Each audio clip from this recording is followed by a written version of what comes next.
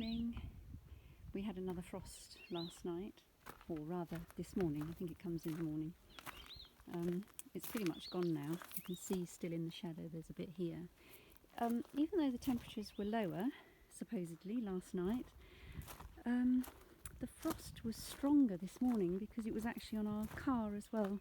Iced up window and bonnet and things. But I wanted to show you, the bees are out today, which is lovely.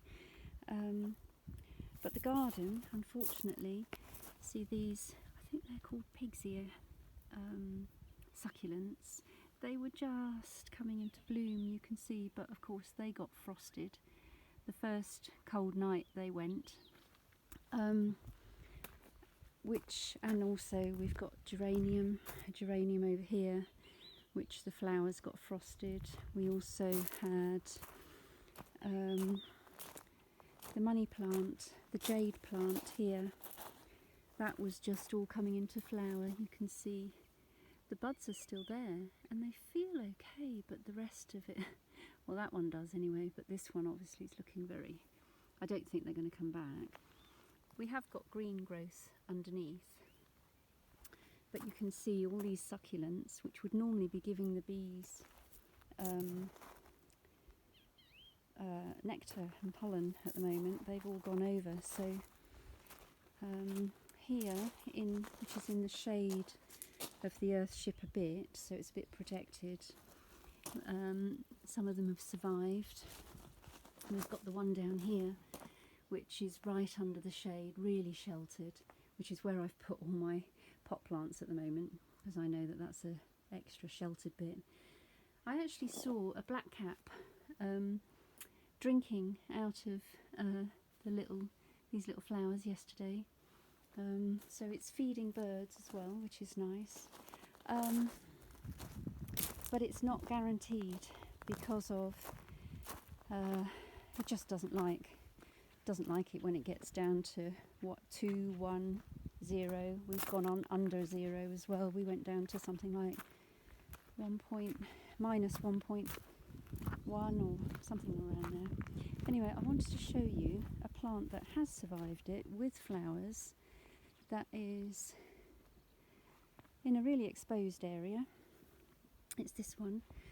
So this is just next to the paddock. Say hello. Melchett, Binkles, his son. That's Mum. Oh, sorry, pointing right in the air. That's Mum, Darling, and right tucked in there is Zsa Zsa, next to Felicitas the donkey. Donkey, by the way, her leg is much better today. That's 2 days on, so we're really pleased about that, and so is she. Anyway, here is this plant that I wanted to show you. Let's see if I can find us. I was up here a little bit earlier saying hello to Donkey, and I could hear the bees. Yeah, here we are. You can see in there. Where are we, little ones? I don't want to scare them off because it's vital that they're getting this. Can you see it darting about in there? Where are we? There you are, sweetheart. And she's got pollen on her legs. Not a huge amount, but she's got some. This is Thymelaea hirsute, which is of the Daphne family. I think I showed you this back in the autumn. It's been flowering now since October. You know, on and off. We've got lots of these because they self-seed, really hardy. They survive the really hot sun. They've got this really waxy leaf that looks like pine, actually. Tiny flowers, but absolutely a godsend. You know, at this time of year with such a cold winter, I'm not sure it would survive the snows that they've had up in Madrid, but it might well do because it is extremely hardy. There's a little bee in there, and it's weird actually because although the flowers are yellow, the pollen coming on the bee's legs is a sort of a rusty red, so that's interesting, isn't it? Anyway, if you're in Spain and you're looking for a really hardy plant for your garden, I would definitely recommend this. I'm just going to show you this one. They can look really pretty. This is one here, quite a young one.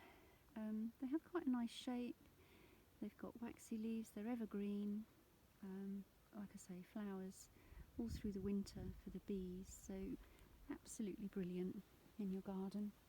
Okay, they're not a showy one by any means, you know. Here's another one. We've literally got them all over the garden because I let them seed. Here's another one. I trimmed this one back quite hard. You see in there, I trimmed it back quite hard in the autumn, actually in the summer, because it was looking. They can get a bit straggly, but with a bit of. You see, here we are. Here's one again. Really nice evergreen shrub that will give the bees food throughout the winter.